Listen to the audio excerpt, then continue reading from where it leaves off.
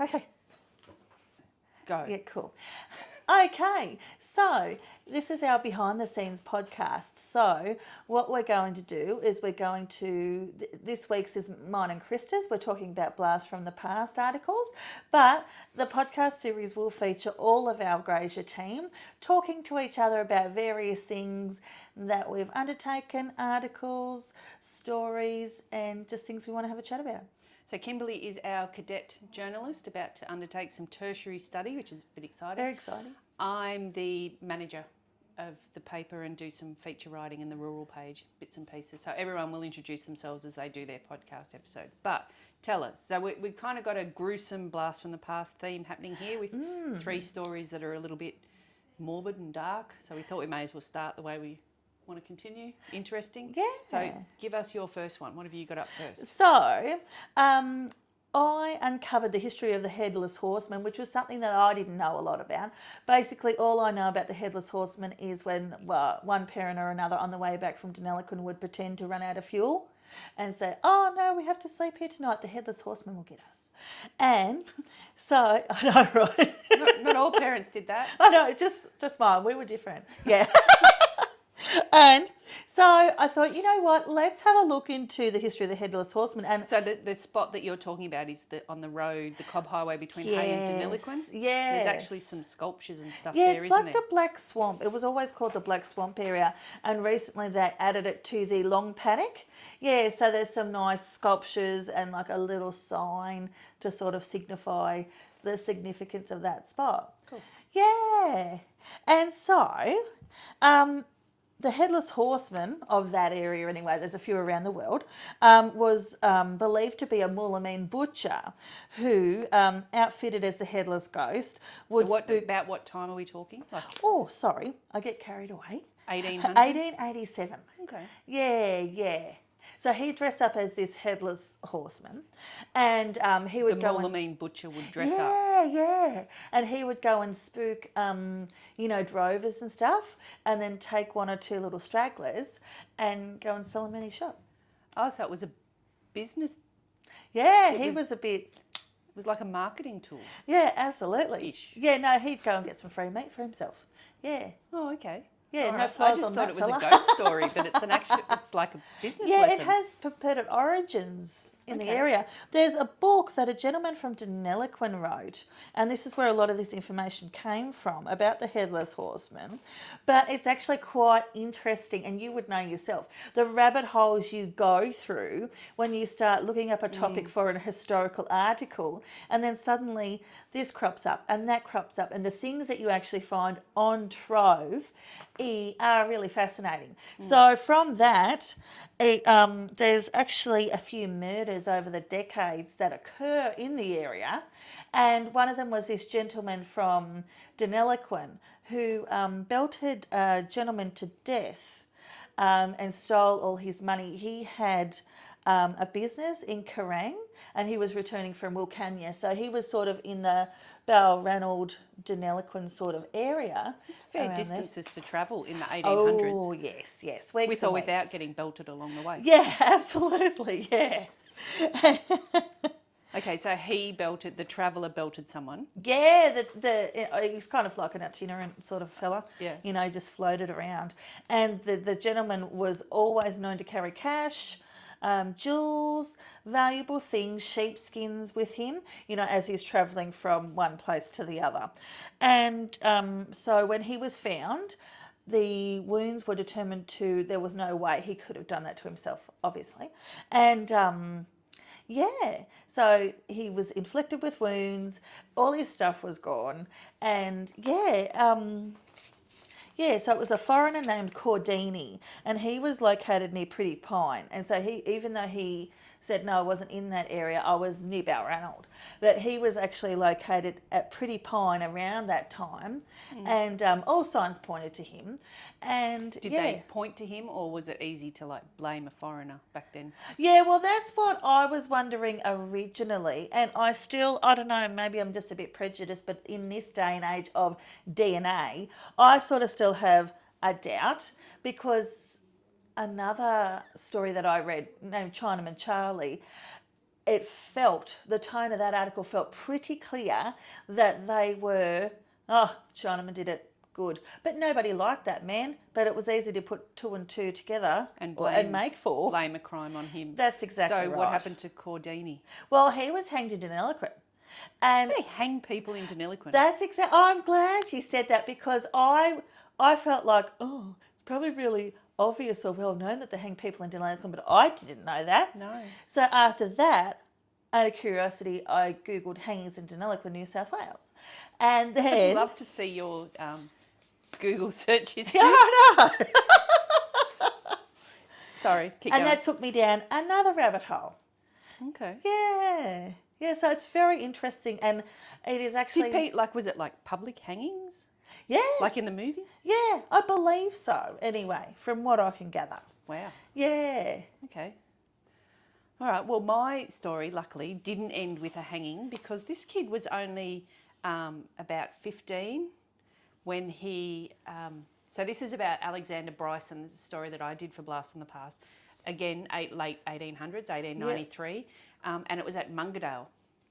And this young boy, they weren't quite sure where he came from, and he was at a rabbiters camp near Mungadale.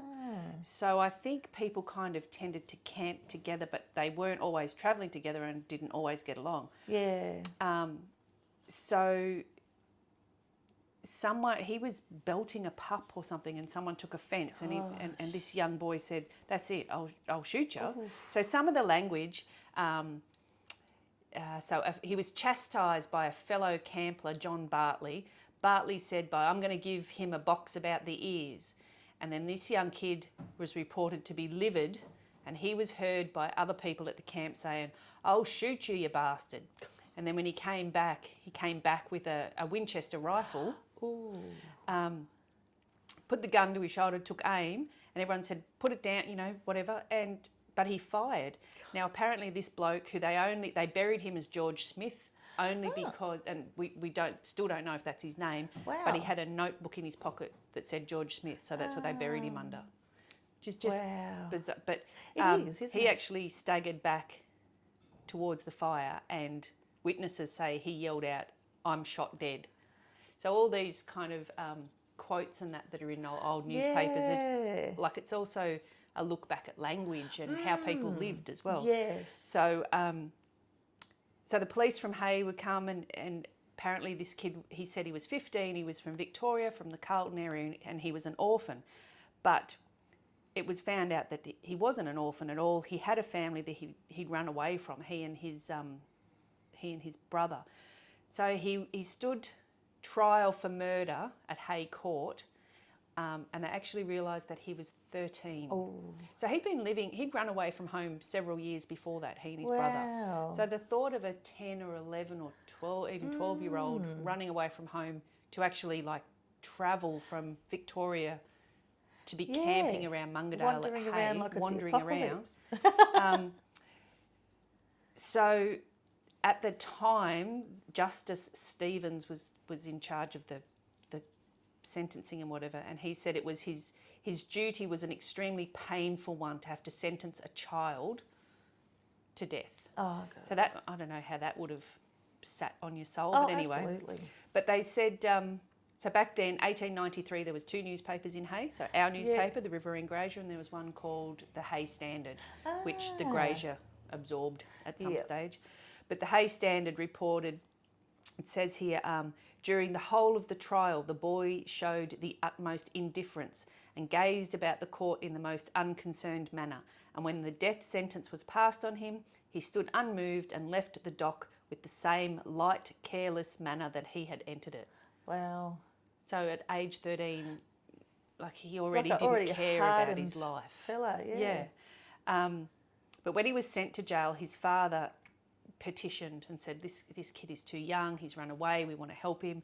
And they commuted the sentence to life. There's not many records that we could find out, but in 1904, when he would have been about 24 years old, the Police Gazette used to publish in newspapers what people, their sentences, or so he was released and he was given a ticket of leave. but they had lots of conditions over them. So you can kind of follow his path of where he went a little bit, because he had to apply to be able to change towns or change addresses. Right.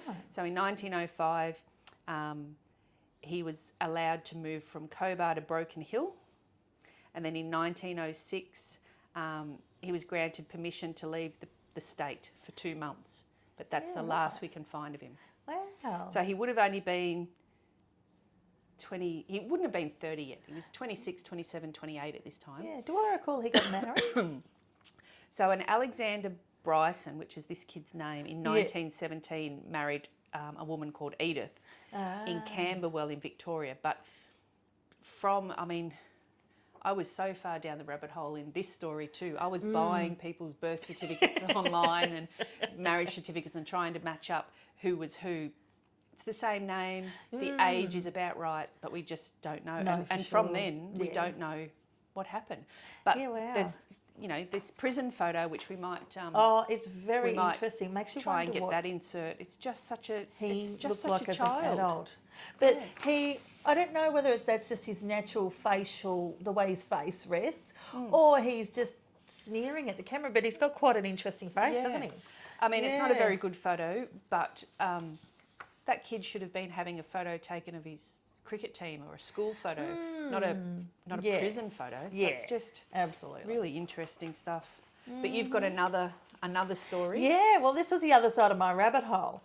It was so I thought, hangings in Deniliquin. Right, so I Googled it, and it turned out that there was this gentleman named Nosy Bob. Nosy Bob was Robert Rice Howard. He was born in 1883. He was actually the executioner for Sydney, for the state, for 30 years. So the hangman, the actual person that pulls the lever. Yeah, sent them down the chute. Yeah. Mm-hmm. So he used to be a taxi... Put that on your resume. I know, right? Yeah, well, it's a good... when you think about it, it's like no one will remember being 100 years, but they still remember Nosy Bob. He was quite iconic. You've got your name on so many stories in the paper that you cannot disappear at all, ever now. Good. I'm glad now. People will be like, yeah. Yeah, so he had a taxi business and an exclusive clientele.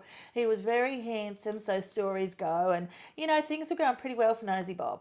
And then he got kicked right in the nose by a horse and, like caved his nose in. So it was quite a dramatic about turn of events. And from there... So all his looks out the window. Oh, yeah. Yeah, exactly. Okay. Yeah, so... That's hard if you're a taxi driver. Yeah, and used to being handsome. I mean, that would obviously be, I don't know, a lot of people, that's part of who they are. Wouldn't know. Yeah, me neither. So it just ruined his taxi business because, people were like, no, thank you. And people wouldn't get in his taxi because of his injuries. Yeah. Okay. It was a different time, like a really different time. Probably not that different, but yeah. Yeah. Poor Bob. Yeah, I know. So he turned to drink. And so they always had a hard time filling the role of the hangman. Nobody wanted to do it. Yep. And he needed a job. Yeah, he needed a job. So he just thought, I'm going to take the job. So, and he was actually... So not only... I don't mean to sound horrible, but it would be terrifying to have that noose put around your neck and the hood or whatever, and then you turn around and also Nosy Bob's there as well. Wouldn't be a great day, would it? No, not really. No. Okay, sorry. I'll stop interrupting. Oh, stop. No, you're fine. So, when he was 40, he took the role on. When he was 70, he gave up the role. And when he was 74, he died. So not much retirement for this old boy. It's always dangerous to retire. Yeah, I know, right? Yep. And so he hung 64 people in his time. Yeah. So 20 a year. Yeah. Sent off by Nosy Bob. Yeah. That must make it difficult to sleep at night, surely. Yeah. Like imagine if he had to pull the lever on a 13-year-old. That would be hard. That would be hard. But saying that, there were very different times, and it was probably a case of either my children get food on the table or, so I probably would end up hanging people too. Yeah, sorry. Only in that circumstance when my kids needed to eat. not for fun. Yeah, Yeah, no judgment. I promise. Job's a Yeah. job. Yep. Yeah, so... Did you say not for fun? No, not for fun, Okay. I promise. Yep. Yeah, That's for good. real. Good to know. Yeah. What was ironic was he was the one who came down to hang Cordini. And so that was when From it was the all... swamp. Yeah. Headless Horseman Yeah, story. yeah. Okay. So he came down, but I found it incredibly ironic because this article in a Sydney newspaper was, rightly so, complaining because when they came down, they hung Cordini and then they came to Hay, and he was treated appallingly in Hay.